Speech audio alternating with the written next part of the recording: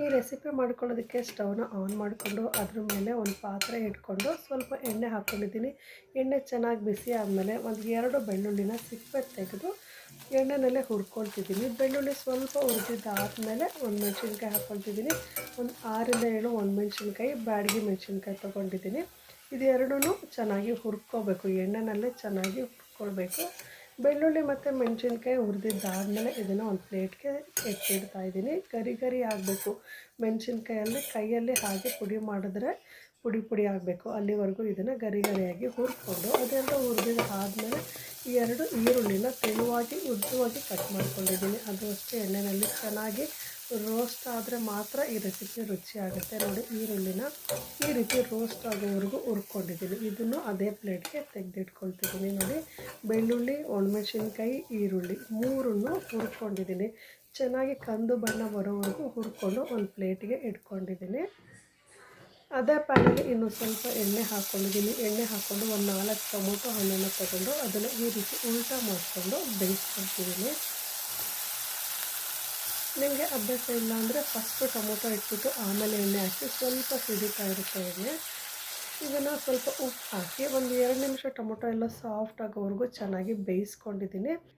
Tomato ಹಣ್ಣನ್ನು ಬೇಯಿಸ್ಕೊಳ್ಬೇಕಾದ್ರೆ power cut ಆಗಿತ್ತು, ಹಾಗಾಗಿ ಆ ಕ್ಲಿಪ್ಪಿಂಗ್ ಮಿಸ್ ಆಗಿದೆ. ಈಗ ಟೊಮೊಟೊ ಹಣ್ಣನ್ನೆಲ್ಲ ಸಾಫ್ಟ್ ಆಗೋವರೆಗೂ ಬೇಯಿಸ್ಕೊಂಡು ಸ್ಟವ್ನ ಆಫ್ ಮಾಡ್ಕೊಂಡಿದ್ದೀನಿ. ಸ್ವಲ್ಪ ತಣ್ಣಗಾದಮೇಲೆ ಇದ್ರ ಮೇಲ್ಗಡೆ ಇರೋ ಸಿಪ್ಪೆನೆಲ್ಲ ತೆಗೆದಿದ್ದೀನಿ. ನೋಡಿ, ಚೆನ್ನಾಗಿ ಬೆಂದ್ಬಿಟ್ರೆ ಇದ್ರ ಮೇಲ್ಗಡೆ ಸಿಪ್ಪೆ ಈಸಿಯಾಗಿ ಬಿಟ್ಕೊಳ್ಳುತ್ತೆ, ಕೈಯಲ್ಲೇ ತೆಗಿಬೋದು. ನೀವು ಎಷ್ಟು ಪ್ರಮಾಣದಲ್ಲಿ ಮಾಡ್ತಿದ್ರೋ ಅಷ್ಟು ಪ್ರಮಾಣದಲ್ಲಿ ಟೊಮೊಟೊ ತೊಗೊಳ್ಳಿ. ನಾನು ಸ್ವಲ್ಪ ಪ್ರಮಾಣದಲ್ಲಿ ಮಾಡ್ತಿದ್ದೀನಿ, ಹಾಗಾಗಿ ಒಂದು 4-5 ಚಿಕ್ಕ ಟೊಮೊಟೊ ಹಣ್ಣನ್ನು ತೊಗೊಂಡಿದ್ದೀನಿ. ಅದನ್ನು ಚೆನ್ನಾಗಿ ಬೇಯಿಸ್ಕೊಂಡು ಸಿಪ್ಪೆ ತೆಗೆದು ಈ ರೀತಿ ಕೈಯಲ್ಲೇ ಸ್ಮ್ಯಾಶ್ ಮಾಡ್ಕೊಳ್ಳೋದು. ಈ ರೆಸಿಪಿಗೆ ಮಿಕ್ಸಿ ಬೇಕಾಗಿಲ್ಲ, ಒಗ್ಗರಣೆ ಬೇಕಾಗಿಲ್ಲ, ಕೈಯಲ್ಲೇ ಸ್ಮ್ಯಾಶ್ ಮಾಡ್ಬೋದು. ಹಾಗೆ ಕೈಯಲ್ಲೇ ಮಾಡೋ ರೆಸಿಪಿ ಇದು. ನೋಡಿ, ಟೊಮೊಟೊ ಹಣ್ಣನ್ನೆಲ್ಲ ಸ್ವಲ್ಪ ಒಂದು ಅರ್ಧಂಬರ್ಧ ಸ್ಮ್ಯಾಶ್ ಆದಮೇಲೆ ಮೆಣಸಿನ್ಕಾಯಿನ ಹುರ್ಕೊಂಡಿದ್ವಲ್ವ ಅದನ್ನು ಸಹ ಹಾಕ್ಕೊಳ್ತಿದ್ದೀನಿ. ಎಲ್ಲ ಒಟ್ಟಿಗೆ ಹಾಕಿ ಸ್ಮ್ಯಾಶ್ ಮಾಡ್ಬೋದು. ಮೆಣಸಿನ್ಕಾಯಿ ಸ್ವಲ್ಪ ಗಟ್ಟಿಯಾಗಿರೋದ್ರಿಂದ ಸ್ವಲ್ಪ ಲೇಟ್ ಆಗುತ್ತೆ. ನೋಡಿ, ಈ ರೀತಿ ಚೆನ್ನಾಗಿ ಕೈಯಲ್ಲೇ ಹಿಚ್ಕಿ ಸ್ಮ್ಯಾಶ್ ಮಾಡಿದ್ರೆ ತುಂಬ ರುಚಿಯಾಗುತ್ತೆ ಈ ರೆಸಿಪಿ.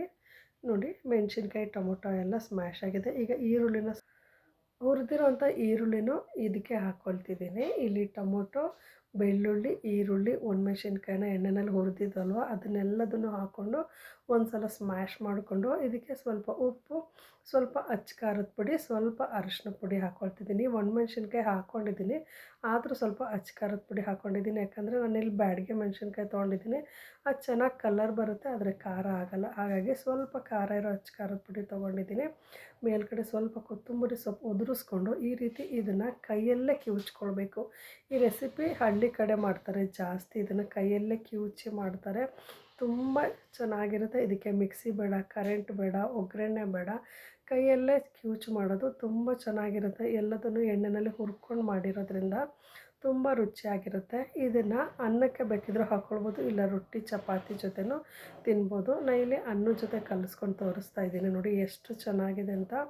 ಒಂದು ಸಲ ಟ್ರೈ ಮಾಡಿ ನೋಡಿ. ತುಂಬಾ ಸಿಂಪಲ್ ರೆಸಿಪಿ. ಈ ರೆಸಿಪಿ ಇಷ್ಟ ಆದರೆ ವಿಡಿಯೋ ಲೈಕ್ ಮಾಡಿ, ಶೇರ್ ಮಾಡಿ. Thank you.